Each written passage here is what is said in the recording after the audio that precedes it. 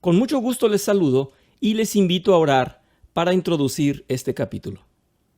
Señor Todopoderoso y Eterno, agradecemos, Padre, que nos bendigas el día de hoy, iluminándonos y atendiendo a nuestro razonamiento para que alcancemos la comprensión de tu palabra comentada aquí, la cual es tu revelación para nosotros, tus hijos. Alimenta nuestras mentes y nuestro espíritu, te lo pedimos, en el nombre del Señor Jesús. Amén.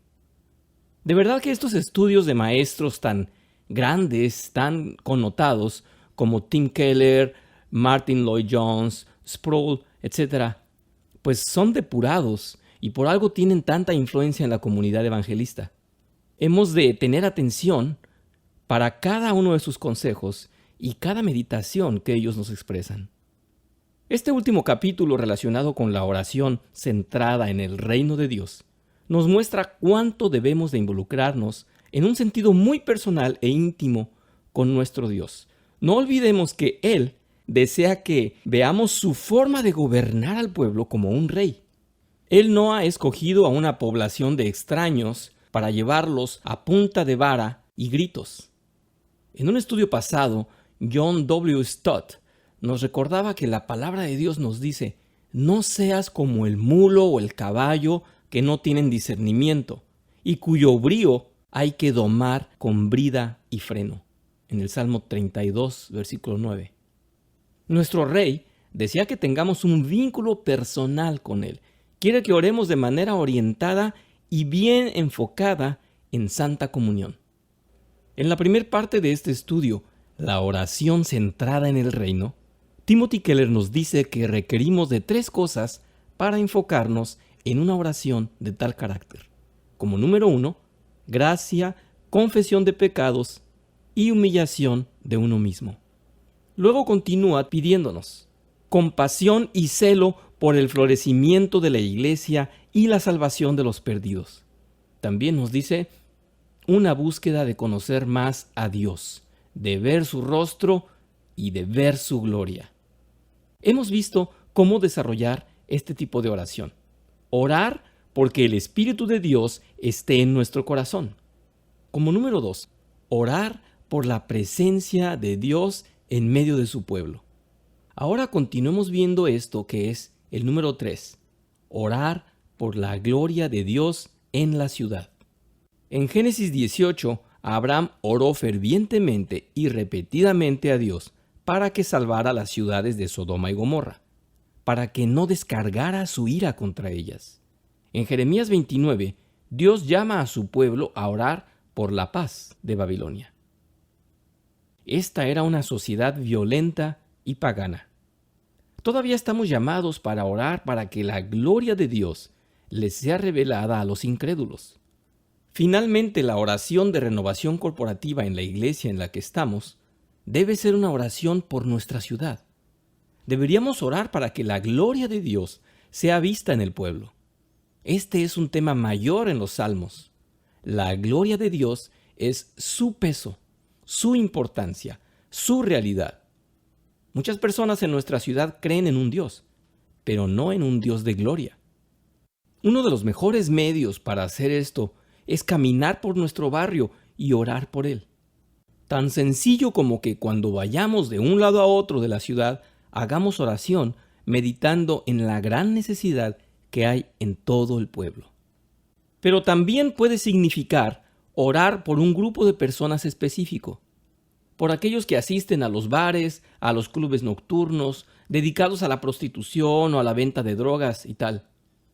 El trabajo de nosotros, como siervos del Señor, implica una constante vigilancia del entorno, porque se nos ha encargado ir a todos los rincones del mundo a llevar el Evangelio, el cual es luz y esperanza viva.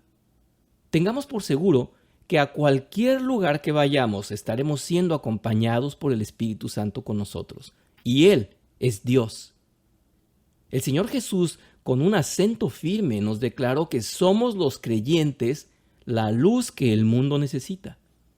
Es tan triste pasear por nuestra propia ciudad, encontrarnos con comercios, escuelas, parques, etc., y sentir como hay un vacío que se siente porque no hay ánimo de vida ni amor. Se respira un ambiente de desesperanza en los alrededores. Bueno, pues oremos por luz y presencia de Dios en la ciudad en su totalidad. Oremos por Espíritu de Dios en las calles peligrosas. Que Dios guarde a los que circulan por los rincones oscuros. Somos llamados a un arrepentimiento corporativo en nuestra familia y en nuestra congregación, y a una añoranza por Dios. Además, la oración centrada en el reino está caracterizada por el arrepentimiento por nuestra debilidad en el amor, gozo, celo por los perdidos, hambre de Dios, y así sucesivamente. Todas las iglesias tienen pecados corporativos también. Esto debe ser hecho con sabiduría. Meditar en conjunto sobre cuál es el pecado o el aspecto que se está descuidando. Debe ser acompañado y basado en una cuota enorme de esperanza, fe en que se puede mejorar y lograr hacer cambios importantes. Nosotros tenemos esperanza en el Evangelio que Dios puede hacer tremendas cosas en medio de nosotros. A muchas iglesias no les gusta orar en grupo. Suponen que es inútil. ¿Puede usted creer eso? ¿Qué responderían los apóstoles a ese pretexto? Y el Señor Jesús, ¿qué podría decirnos de lo infructuoso que pensamos es el reunirnos 2 o 3 a orar? Grandes milagros y asombrosos cambios han vivido los hijos de Dios que se reúnen como un solo cuerpo a orar en humildad y reverencia, con fe y entrega. Así es como se llega a la estatura que Dios nos demanda, unidos, reverenciar al gran yo soy. El arrepentimiento corporativo debe ser hecho usualmente en conjunto mediante el establecimiento de un plan concreto de evangelismo y cambio. Los encuentros de oración deberían combinar también arrepentimiento con el llevar un registro de las oraciones respondidas, nuevas conversiones y otras victorias. Cuando la oración grupal se realiza de manera habitual, se aprecian los cambios más evidentemente. Veamos 2 Corintios 7 acerca del peligro de caer en un remordimiento y lamento en lugar de un arrepentimiento que produzca celo. Esto es algo intrépido y específico. El registro de los avivamientos muestra un patrón remarcable. Comenzaron con uno o algunos que tomaron la iniciativa de orar fervientemente por una renovación. El patrón es Moisés, Éxodo 33, quien armó un tabernáculo afuera del campamento de Israel, donde él y otros oraron por la presencia de Dios y para ver su gloria. Este tipo de oración no necesita forzosamente comenzar como parte de un programa organizado de oración de la iglesia. En lugar de eso, es un campo privado de una cita profunda y a su vez de agonía para los líderes. Las características de este tipo de oración incluyen una profunda confesión de pecado y una consagración personal. Los participantes pasan mucho tiempo en un examen personal, buscando una profunda santidad y consagración. Ellos se quitan sus ornamentos, como vemos en Éxodo 33, del 1 al 6. Ellos se examinan a sí mismos por el tema de los ídolos y los colocan aparte. Todos tenemos idolatría. Debemos despojarnos de ello. Despojarse de los ídolos es muy doloroso, pero requiere de una convicción y madurez que deben ir de la mano. Todo aquel que de verdad esté deseando consagrarse y humillarse, seguramente estará dispuesto a pagar el precio.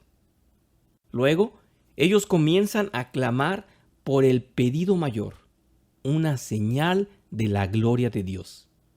Esta incluye pedir por A.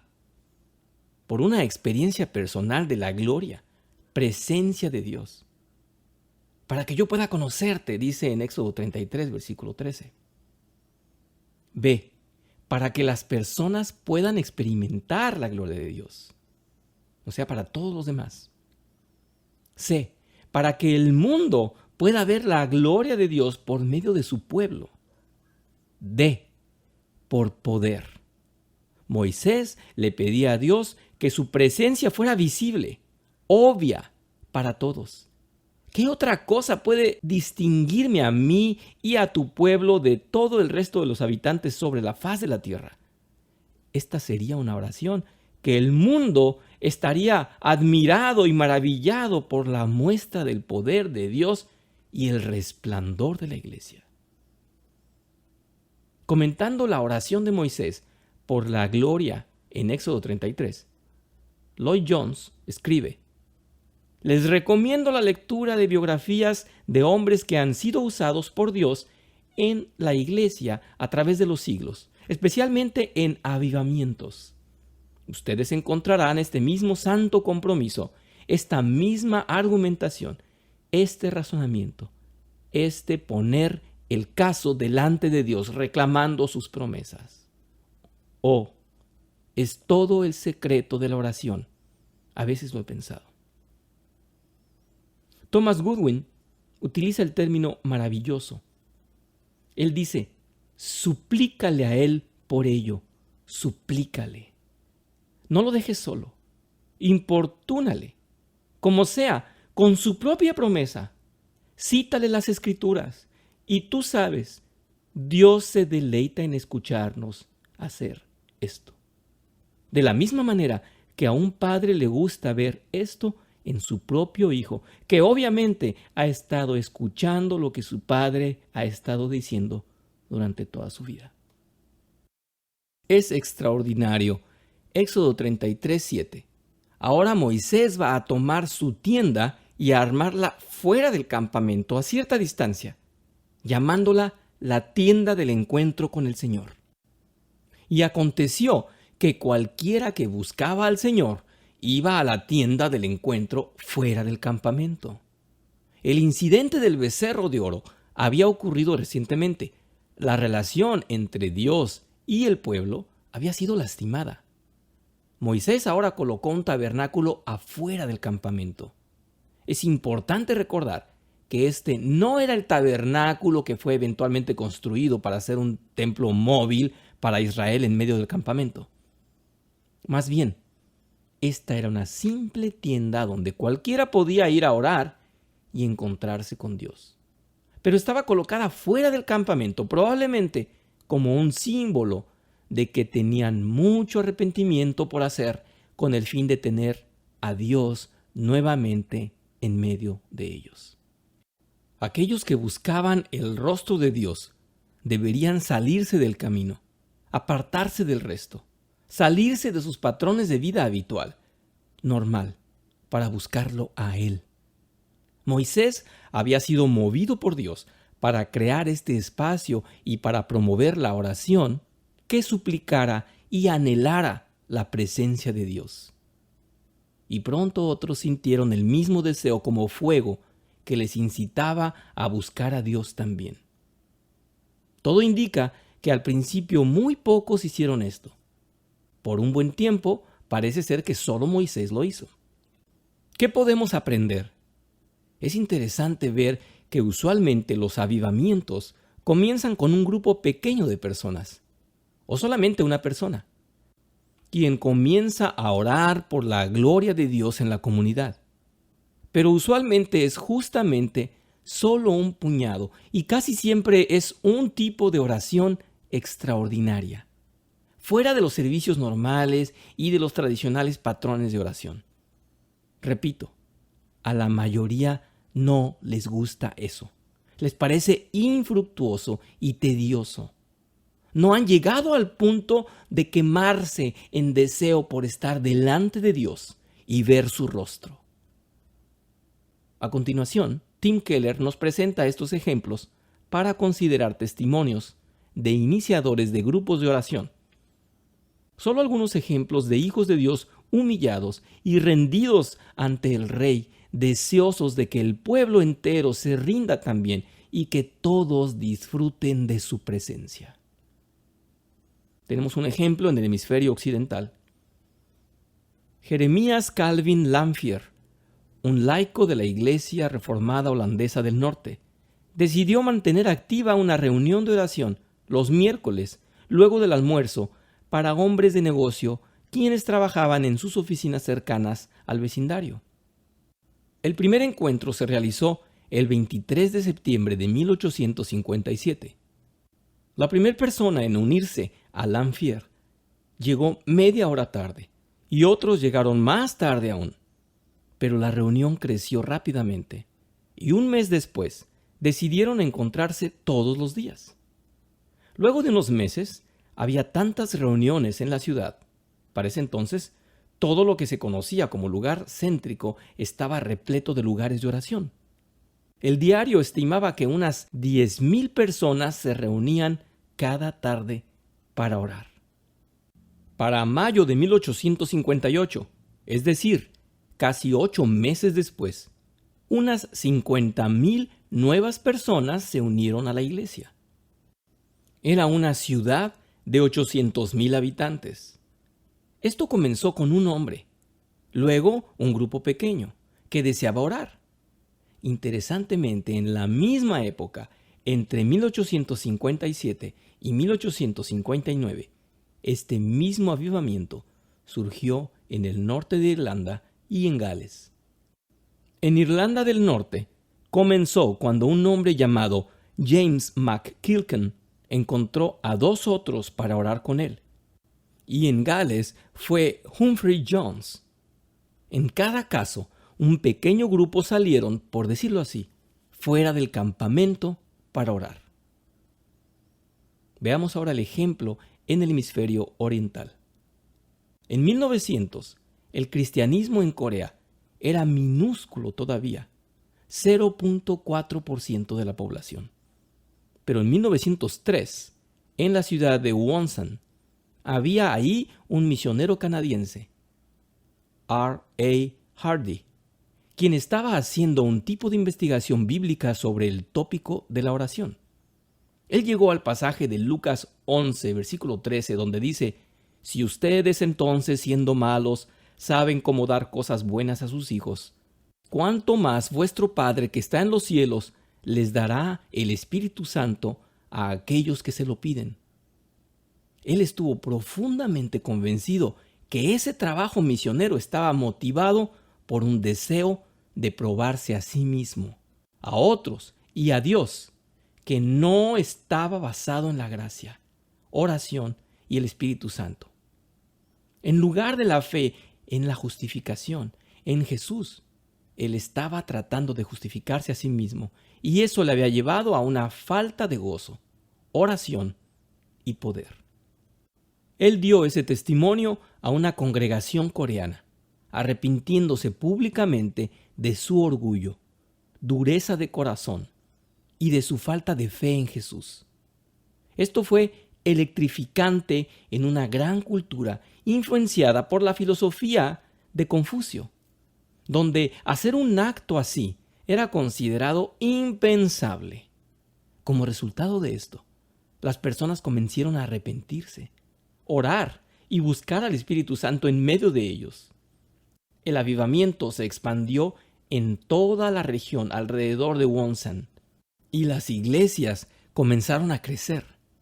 En 1906, en el despertar de ese avivamiento, un estudiante coreano de nombre Sun Ho Kil organizó el primer encuentro matutino de oración que se juntaba a las 4:30 de la mañana. Esta costumbre, como la vigilia de toda una noche, llegó a ser vital en la vida espiritual de la iglesia coreana. Pero para ese entonces, eso era excepcional y extraordinario. Esto era, como he dicho antes, salir fuera del campamento. Finalmente, en una conferencia bíblica, en enero 17 de 1907, en la ciudad de Pyongyang, 1,500 personas, una multitud para ese entonces, se reunieron.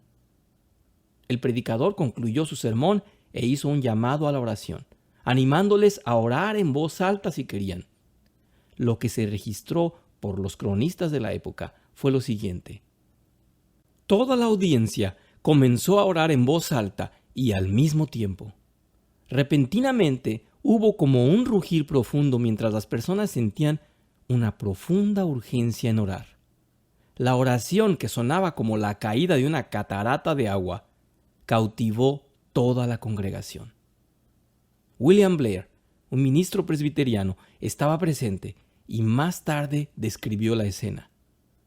Toda la audiencia comenzó a orar en forma audible y el efecto de esa audiencia de cientos de personas orando juntos de manera audible fue algo indescriptible. Luego, después de otra confesión, ellos rompieron en llanto incontrolable y todos lloramos juntos. No podíamos ayudar. Y así la reunión continuó hasta las 2 de la mañana, con confesión, llanto y oraciones. Oramos pidiéndole a Dios que derramara su Espíritu Santo sobre su pueblo, y eso sucedió. Esto está documentado como el Gran Avivamiento de 1907 en el Diario de Estudios Pentecostales Asiáticos de Jong Hong Lee, pentecostés coreano, y dice: este encuentro siguió hasta las 2 de la mañana y la mayor parte del resto de la semana los encuentros de la noche fueron así de poderosos. William Blair dice: luego de que terminó la semana, los cristianos regresaron a sus casas llevando el fuego pentecostal con ellos. Se esparció prácticamente a todas las iglesias. Las escuelas cancelaron las clases por días mientras los alumnos lloraban juntos por sus malas acciones. Nuestros corazones fueron tocados una y otra vez cuando nos era devuelto pequeños artículos y sumas de dinero que nos habían robado durante varios años. En toda la ciudad, las personas iban de casa en casa confesando cosas malas, regresando cosas robadas, no solo a los cristianos, sino a otros también. Un comerciante chino quedó estupefacto cuando un cristiano entró a su negocio y le regresó una suma de dinero que había obtenido de manera injusta años atrás. Toda la ciudad fue sacudida. El llanto traspasó la ciudad hasta que los habitantes fueron consternados. Esto dio comienzo a la larga marcha del cristianismo a través de la sociedad y cultura coreana en los últimos 100 años hasta el día de hoy, donde los cristianos son cerca de un 50% de la población.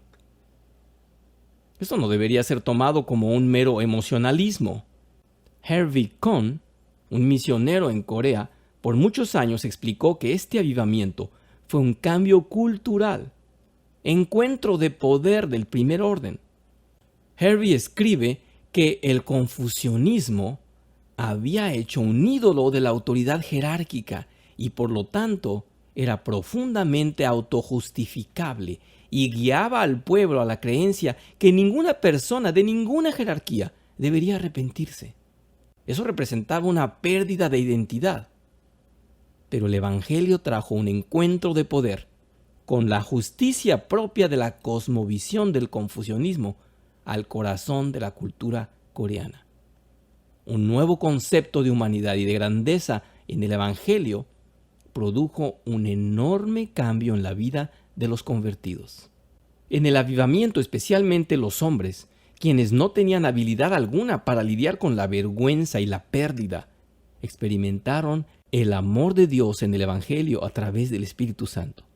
Y eso les libertó para admitir sus temores. En resumen, ¿cuál es la lección? El británico Martin Lloyd-Jones dice que el avivamiento comienza cuando nosotros establecemos esa tienda del encuentro en algún lugar fuera de las actividades ordinarias. Tenemos que salirnos del camino. Ahora, esta es la pregunta que quiero imprimir sobre sus mentes. ¿Están ustedes contentos con venir a los servicios y realizar actividades rutinarias? ¿O sienten que han sido llamados para un encuentro de oración excepcional? ¿Estamos dispuestos a salir del campamento para tomar alguna acción deliberada y romper con lo que de alguna manera nos separa? Ningún avivamiento que alguna vez se haya experimentado en la larga historia de la Iglesia ha sido un movimiento oficial de la Iglesia. Créanme, mis hermanos, cuando el siguiente avivamiento venga, vendrá como una sorpresa para cada uno, especialmente para aquellos que han tratado de organizarlo. Porque no tiene que ver con lo estructurado y planeado por los líderes, y mucho menos por los más aplicados y más sistemáticos. En el libro de Isaías encontramos este texto. He colocado atalayas sobre sus murallas. Oh Jerusalén, no va a haber días o noches silenciosas. Ustedes que claman al Señor, no descansen. Y no le den descanso a Él hasta que Él establezca a Jerusalén y haga de ella la alabanza de la tierra. Isaías 62, versículos del 6 al 7. Isaías ve toda la historia como un relato de dos ciudades. Él entiende que la ciudad del hombre es un orden social construido sobre una humana autosalvación y autoglorificación. Y la ciudad de Dios, un orden social construido sobre Dios. Esa ciudad, a menudo llamada Jerusalén o Sión o montaña de Dios o la ciudad fuerte, es el pueblo de Dios sobre la tierra, una sociedad humana alternativa. Isaías está orando para que el Señor embellezca a la gente de Dios con su presencia, para que el mundo pueda ver eso y glorifique a Dios. Esa es una oración para gloria y avivamiento. El atalaya aquí son aquellos que, al igual a Isaías, están orando por ello. Pero lo que debemos observar aquí es el extraordinario llamado de no entregarnos a nosotros mismos al descanso y no darle descanso a Dios hasta que Él establezca a Jerusalén y haga de ella la alabanza de la tierra. El lenguaje parece ser muy directo o audaz, pero encaja con un mensaje de Jesús mismo, en el cual Él narra la parábola de la mujer que insiste con un juez injusto para que éste haga justicia. Y luego Él dice que nosotros deberíamos clamar a Dios en oración de la misma manera. Esto está en Lucas 18, versículos del 1 al 8. Y también encaja con la forma en que los salmistas a menudo oraban. Ellos oraban una y otra vez, recordándole a Dios acerca de sus promesas. Ellos se mantenían diciéndole acerca de lo que Él hizo y acerca de lo que dijo que haría. Así como Lloyd Jones tan vívidamente dice, no le den descanso a ustedes, no descansen, manténganse firmes, bombardeen a Dios, bombardeen el cielo hasta que la respuesta venga. Estas palabras son extraordinarias cuando nos damos cuenta que Lloyd Jones era un hombre tradicional, reformado, sistemático, conservador y un calvinista acérrimo. Pero él conocía la Biblia, él conocía su lenguaje y su espíritu, y él nos llama a orar así, como la Biblia nos llama a orar. Consideremos a Abraham orando por Sodoma y Gomorra, ciudades increíblemente corruptas y violentas, como la nuestra, hermanos, sin duda, corrupta. Pero él oró a Dios por misericordia para ellos. ¿Considerarías no destruirlas si hubiera 50 justos? Ok, le dijo a Dios, ¿qué tal 40? 30, 20. Consideremos a Moisés sobre la montaña orando por la gloria, en Éxodo 33 y 34. Y a Dios respondiéndole, ya te daré todo esto. Pero Moisés le dijo, yo quiero más. Dios le dice, está bien, te doy más. Y Moisés le dice, quiero aún más. Quizás el ejemplo más vívido de esto sea Jacob. Jacob luchó con un misterioso extraño en la mitad de la noche, como se ve en Génesis capítulo 32. Él se dio cuenta que estaba luchando con Dios. Y Dios le dijo, déjame ir. Y Jacob le dice, no, hasta que tú me bendigas. Y así Dios lo bendijo. Aquí tenemos lo mismo que vemos en Abraham, Moisés, los salmistas, Isaías 62, Lucas 18. Dios, quien obviamente no necesita que nosotros oremos para que Él haga su voluntad, quien no necesita que le recordemos y que repitamos. Sin embargo, desea que nosotros oremos en una forma sustanciosa o extraordinaria. ¿Por qué? Jonathan Edwards tiene un sermón remarcable sobre Génesis 32, del 26 al 29, titulado El camino para obtener la bendición de Dios es no dejarlo ir a menos que nos bendiga. Aquí hay un resumen de su argumento. Vamos a aclarar en qué consiste y en qué no consiste esto. Lo que esto no es. A. No es presionar a Dios repetidamente por algo que nosotros creamos que lo merecemos. Muy a menudo las oraciones son motivadas por un sentido de que nosotros tenemos merecido lo que nosotros pedimos. Porque tenemos una buena vida y obramos bien. Nosotros decimos, me voy a plantar en tu obligación. Yo ya te he servido, ahora sírveme tú. Pues no es así.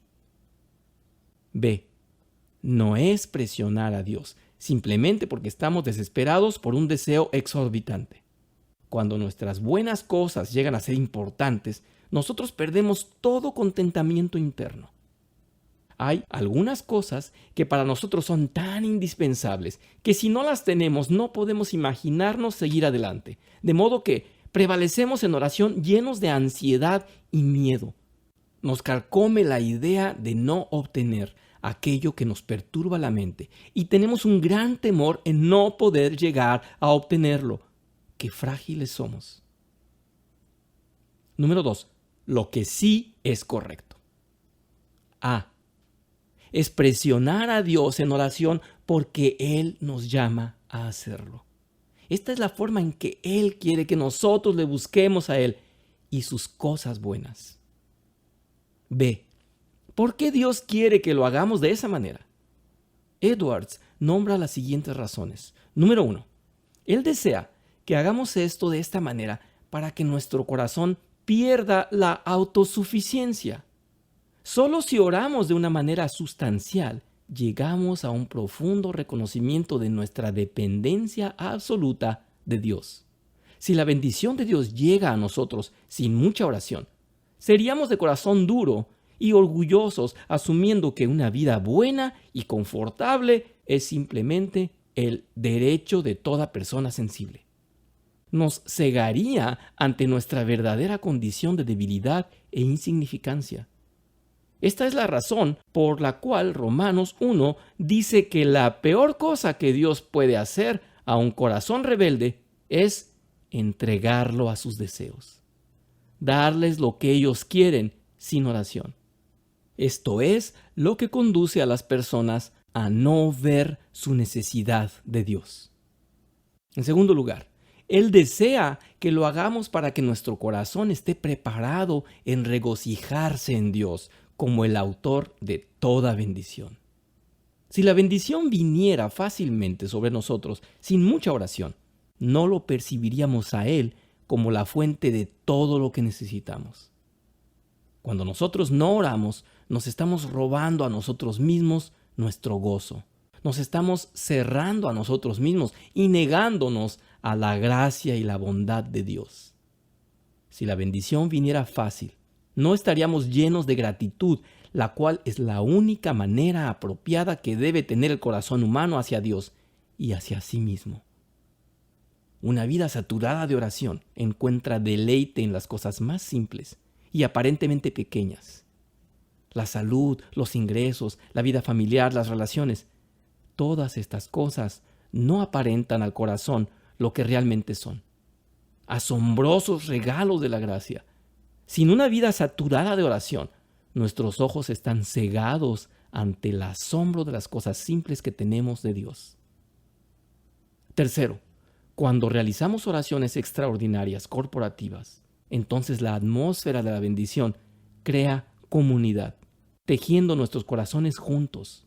Cuando oramos juntos por alguna bendición individual, esa persona siente un apoyo y una solidaridad que no se puede dar de ninguna otra manera. Cuando oramos juntos por nuestra iglesia, eso nos une y nos hace mirar a Dios en lugar de culpar a otros por cualquier cosa en la vida de la iglesia. De manera resumida, Dios nos pide que hagamos oraciones extraordinarias porque Él sabe que es muy peligroso darnos cosas buenas a menos que nuestro corazón y nuestra visión espiritual estén preparados a través de mucha oración. El deseo corporativo de toda iglesia y en general el de todo el pueblo de Dios debe ser el de orar suplicando que Dios atienda a favor de la expansión de su reino y que Él more ahí, en medio.